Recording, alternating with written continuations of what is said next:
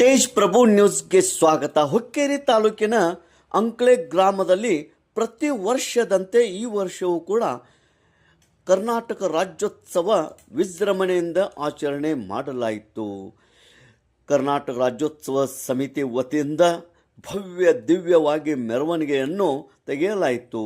ರೂಪಕಗಳ ಮೆರವಣಿಗೆ, ತಾಯಿ ಭುವನೇಶ್ವರಿಯ ಭಾವಚಿತ್ರದ ಭವ್ಯ ಮೆರವಣಿಗೆ, ಎತ್ತಿನ ಗಾಡಿಯ ಮೆರವಣಿಗೆ, ಹೀಗೆ ಅಂಕ್ಲೆ ಗ್ರಾಮದಲ್ಲಿ ಪ್ರಮುಖ ಮಾರ್ಗವಾಗಿ ಈ ಒಂದು ರಾಜ್ಯೋತ್ಸವದ ಮೆರವಣಿಗೆಯನ್ನು ತೆಗೆಯಲಾಗಿತ್ತು. ಸಕಲ ವಾದ್ಯಗಳೊಂದಿಗೆ ಯುವಕರು ನೃತ್ಯ ಮಾಡುತ್ತಾ ರಾಜ್ಯೋತ್ಸವದಲ್ಲಿ ಅತಿ ಸಕ್ರಿಯವಾಗಿ ಉತ್ಸಾಹದಿಂದ ಪಾಲ್ಗೊಂಡಿದ್ದರು.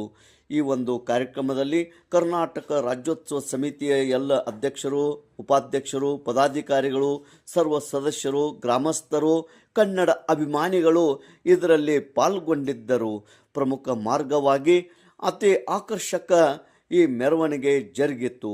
ಪ್ರತಿ ವರ್ಷವೂ ಕರ್ನಾಟಕ ರಾಜ್ಯೋತ್ಸವ ಇಲ್ಲಿ ನೋಡುವಂಥ ಆಕರ್ಷಕವಾದಂಥ ಮೆರವಣಿಗೆ ಇರುತ್ತದೆ. 70ನೆಯ ಕರ್ನಾಟಕ ರಾಜ್ಯೋತ್ಸವದಲ್ಲಿ ಕನ್ನಡ ಅಭಿಮಾನಿಗಳು ಸಕ್ರಿಯವಾಗಿ ಉತ್ಸಾಹದಿಂದ ಭಾಗಿಯಾಗಿದ್ದರು.